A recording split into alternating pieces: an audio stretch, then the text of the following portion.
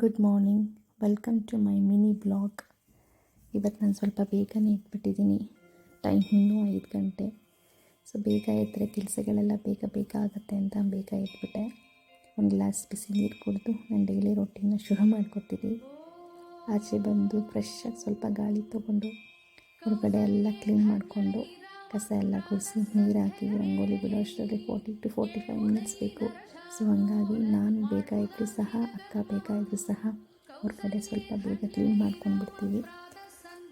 ಅದಾದಮೇಲೆ ಕ್ಲೀನಿಂಗ್ ಎಲ್ಲ ಆದಮೇಲೆ ನಾನು ಸ್ವಲ್ಪ ಯೋಗ ಕೂಡ ಮಾಡಿಕೊಂಡೆ. ತುಂಬ ವರ್ಷಗಳಾಗಿತ್ತು ಯೋಗ ಮಾಡಿ, ಹಾಗಾಗಿ ಸ್ವಲ್ಪ ನನ್ನ ಬಾಡಿ ಫ್ಲೆಕ್ಸಿಬಲ್ ಇಲ್ಲ. ಸೊ ಸಾಧ್ಯ ಆದಷ್ಟು ಮಾಡ್ಕೋತೀನಿ.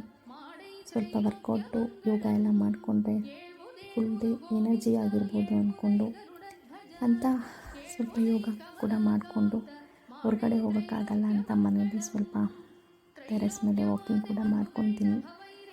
ನನ್ನ ಮಗಳಿರೋದ್ರಿಂದ ಅವಳು ಎದ್ಬಿಡ್ತಾಳೆ ಅಂತ ನಾನು ಆಚೆ ವಾಕಿಂಗ್ ಹೋಗೋಕ್ಕಾಗೋದಿಲ್ಲ.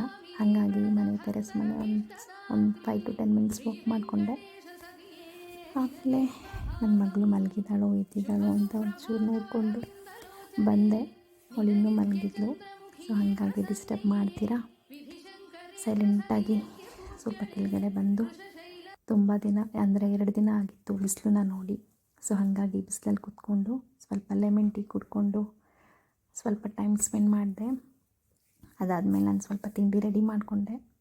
ಸಿಂಪಲ್ಲಾಗಿ ಮೆಂತ್ಯ ಬಾತ್ ಮಾಡ್ಕೊಳ್ಳೋಣ ಅಂತ. ಸ್ವಲ್ಪ ಮೆಂತ್ಯ ಸೊಪ್ಪಿತ್ತು ಮನೇಲಿ, ಹಾಗಾಗಿ ಸಿಂಪಲ್ಲಾಗಿ ಮಾಡ್ಕೊಳ್ಳೋಣ ಅಂತ ಅದನ್ನೇ ಮಾಡ್ಕೊತಾ ಇದ್ದೆ. ಯೂಶ್ವಲಿ ಮನೆಯಲ್ಲಿ ಅಕ್ಕ ಬೆಳಗ್ಗೆನೇ ಸಾಂಬಾರು ಮಾಡಿಬಿಡ್ತಾರೆ.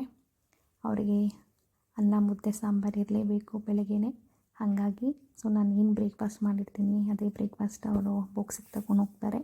ಸೊ ಮಾಡಿಲ್ಲ ಅಂದರೂ ಸಹ ಅವರು ಅನ್ನ ಸಾಂಬಾರನ್ನೇ ತೊಗೊಂಡು ಹೋಗ್ಬಿಡ್ತಾರೆ, ಅದೇನು ಟೆನ್ಷನ್ ಇಲ್ಲ. ನನ್ನ ಮಗಳಿದ್ದೋಳು ಅಷ್ಟರಲ್ಲಿ ಬ್ರೇಕ್ಫಾಸ್ಟ್ ಎಲ್ಲ ರೆಡಿ ಮಾಡಿಕೊಂಡೆ. ಅವಳಿಗೆ ಸ್ಕೂಲಿಗೆ ಹೋಗೋದ್ರಿಂದ ಅವಳಿಗೆ ಒಂದು ಗ್ಲಾಸ್ ಹಾಲು ಮತ್ತು ಒಂದು ಆಮ್ಲೆಟ್ ಹಾಕಿ ಕೊಡ್ತೀನಿ. ಸೊ ಅದನ್ನೇ ತಿಂದ್ಕೊಂಡು ಅವಳು ಹೋಗ್ತಾಳೆ ಸ್ಕೂಲಿಗೂ ಸಹ ಅವಳು ಎದ್ದು ಬೇಗ ರೆಡಿಯಾಗಿ ಹೊರಟಳು. ಅವಳು ಹೋದ್ಮೇಲೆ ನಾನು ಬೇಗ ಸ್ನಾನ ಎಲ್ಲ ಮುಗಿಸಿ ಪೂಜೆನೂ ಸಹ ಮಾಡಿಕೊಂಡೆ.